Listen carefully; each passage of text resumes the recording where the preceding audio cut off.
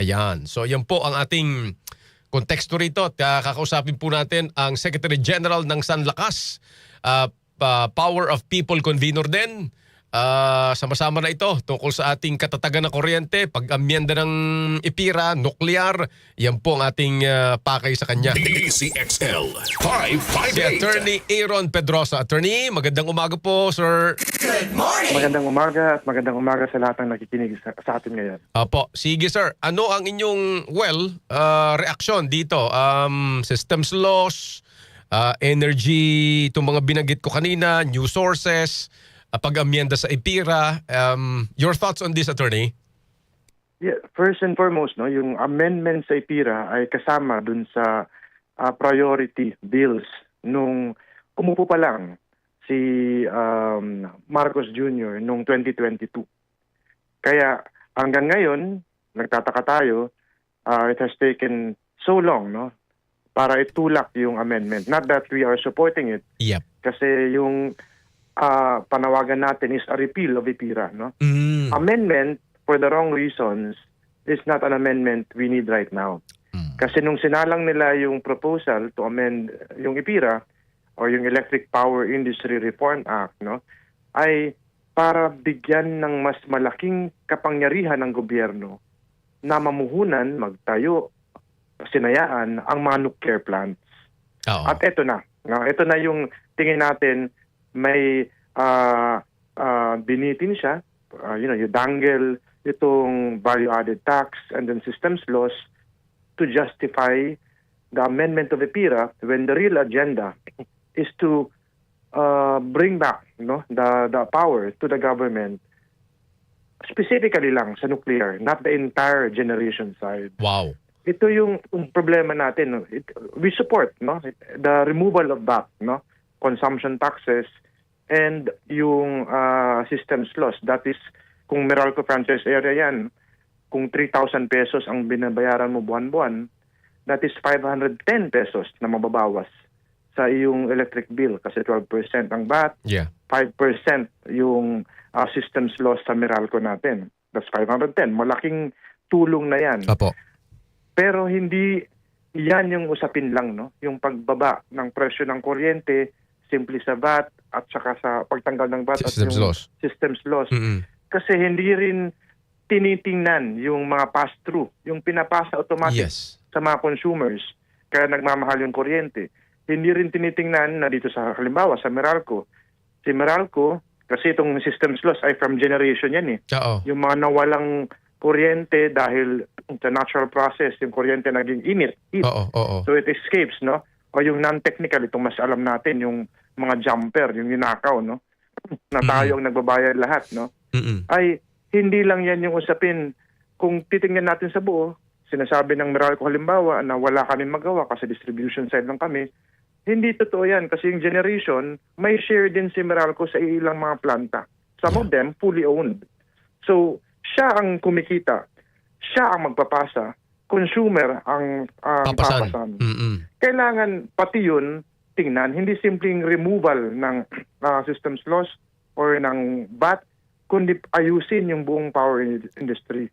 Kaya yun yung isang tindig natin to repeal IPIRA and to replace it with another bill that would ensure na itong mga pass-through, itong hindi transparent na pagpapasa ng mga charges, even yung unbundling of the rates, no, na nakikita na, even with the unbundling of the rates, nakita natin na meron pa ring market manipulation, meron pa ring pagtatakda ng presyo kasi yung cross-ownership na babiolate. Ibig sabihin, sila na yung distributor, sila pang generator. Oo. Wow.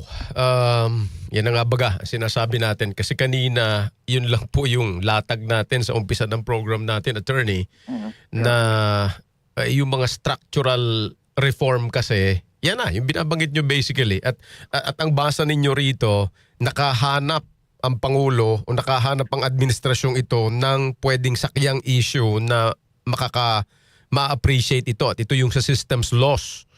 At saka VAT. At saka VAT. Sinabi niya. Oo, pero... Dagdagan ko lang kasi in the last 2 years, kailangan maalala natin na yung Pilipinas ay pumirma ng kasunduan sa US. Ito yung 123 Civil Nuclear Agreement. Mm-mm. At ilang beses na pabalik-balik dito, panahon pa ni Biden, si Kamala Harris pumunta dito. Tapos pinaka-recent si Rubio, no? Si US Secretary of State, bukod sa Pax Silica, ay yung pagpapaigting nung nuclear capacity ng Pilipinas in the form of nuclear energy. Yes. So it is setting the stage for that, no? Meron ng argument in the last 2 years, and that is a signed agreement with the United States. At yung sinasabi nilang makakapag-produce ng malinis na kuryente, isama mo pa yung malampaya dyan na for 8 years, 200 billion mahigit, no? Na ang kayang masupply from gas, no? It doesn't compare to the more than 800,000 megawatts that we can tap from renewable energy sources. The question is, bakit hanggang ngayon, despite the DOE data po yan, ha? Opo. Hindi yan yung sinusuportahan ng gobyerno na mas mura sana, mas malinis, Renewable. mas sustainable. Yes. Tama po. Wow. So, madaling sabi, nakakonekta rin in a broader scheme of things itong ganitong tunguhin ngayon sa Pax Silica project. Yes. Attorney, kasi yung tinalaki ko rin ito nung isang araw at sa Pax Silica, ang aking curiosity dyan, sinasabi ngayon ng BCDA, tsaka walang administrasyon, for example, yung malaking magiging konsumo ng kuryente na magpapatakbo dyan sa Pax Silica, sinasabi nila kukuha ng alternative source. So parang malikot ang isip ko ngayon. I'm trying to connect it with nuclear. Yes. In fact, yun yung sinasabi niya na natin. That Pax Silica is another argument for nuclear. Kasi despite yung sinabi ng BCDA na hindi, marami, di ba may listahan siyang pinalabas na ito hindi totoo, myths and truths, no? Ang hindi nila sinasabi, nakasama yan sa pakete, sa agreement with the US, no? To secure the final phase, no, ng buong process. Pax Silica is the culmination, kumbaga, in that scheme of things, no? Mula sa 123 Civil Nuclear Agreement na pinasok na ng Pilipinas, yung pagtulak ng amendment finally, bigyan ng mas malaking kapangyarihan ng gobyerno na mag-invest at magtayo, hindi lang simpleng invest, magtayo ng planta tulad ng muling pagbuhay ng Bataan Nuclear Power Plant at pagtatayo ng mga small modular reactors, SMRs, no? Na kine-question din natin kasi mas malaki yung waste na i-emit niyan. At itong Pax Silica, which would require, no, yung mas malaking kuryente because these are data centers na kung titingnan natin sa US, nire-reject sa US sa kanilang mga bayan doon, sa mga states, kasi nga napakalaki ng konsumo, hindi lang ng tubig, pati ng kuryente. Kuryente, oo, tama. Yeah. Yung group ninyo is for the renewable energy source, di po ba? Yes, Oo. tama yan. And then, what you're saying, for quite a long time, for 2 years, hindi naman ito talaga yung parang ini-strengthen ng kasalukuyang administrasyon, no? They're trying to find ways para ma-push. Pero parang, sige pa, balik lang na konti ng basic kasi pinaliwanag din niya ng Pangulo kahapon na malinis, ligtas. Pero anong nakikita nyo rito? Hindi ito parang veneer lang itong malinis at ligtas na argumento kung hindi ito ipagkakakitaan na naman? Kung ang tinutukoy na malinis at ligtas, yung nuclear plant, no? Halimbawa, hindi totoong malinis at ligtas. Kasi even the countries, yung mga bansang mayroong, and these are traditional nuclear power plant, hindi nila ma-resolve yung usapin ng nuclear waste. Opo. And I'm talking about US, Japan, mga Western countries, no? Tayo pa kaya na ang regulation napaka pangit, coal plants na lang ang nagde-declare pa ng kanilang emissions sa mga planta, hindi chine-check ng DNR. The same for gas plants, dadagdagan mo ng nuclear. Mangyayari yan, government would be the one justifying why or rationalizing why these plants are operating within the standards when in fact they are violating. Yun yung problema. We cannot afford a nuclear meltdown. Mm-mm. Simply because wala tayong wherewithal, wala tayong pondo.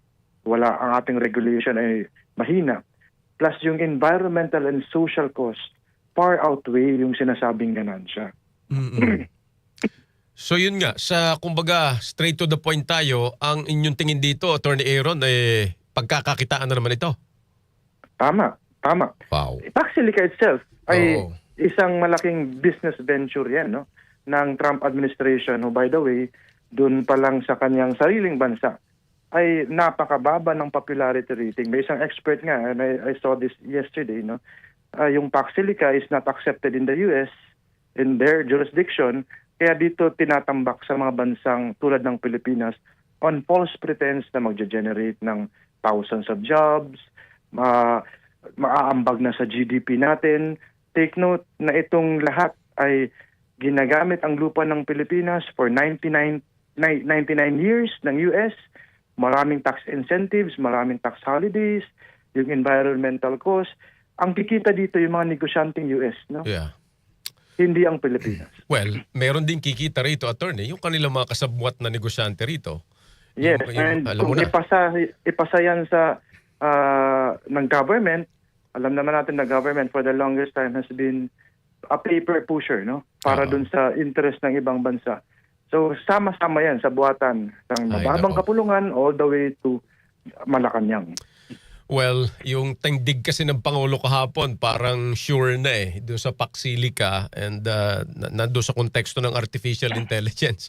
Kaya mukhang kung ang defining nung nakaraan na administrasyon ay Pogo, mukhang magiging defining ngayon ng Pangulong Marcos itong Paxilica kung ito may tatayo within his term.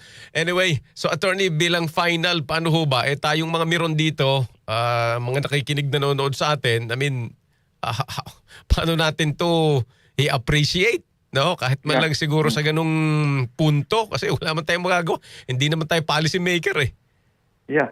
Ito na lang ang kailangan natin tandaan. Last year, sinabi ng Presidente, ibababa ang presyo ng bigas sa 20 pesos per kilo. Yes. Hindi nangyari yan. Opo. Sinabi rin niya na mag-generate ng trabaho para sa milyon-milyon.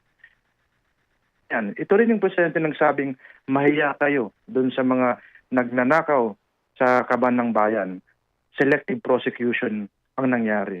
This is the President who lies through his teeth, no?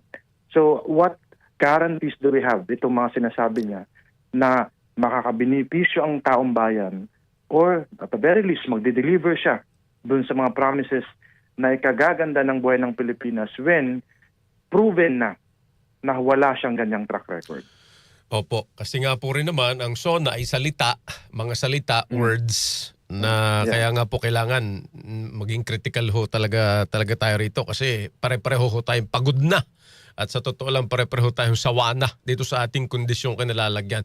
Anyway, Attorney Aaron, maraming salamat. Sa susunod, sir, kami makikipag-ugnayan muli ha. Magkwentuhan ulit tayo, sir. Salamat ngayon sa panahon mo. Maraming salamat. Yes, Thank sir. you. Yes, sir. Okay, Attorney Aaron Pedrosa, Power for People Convener at Secretary General po ng grupong San Lakas.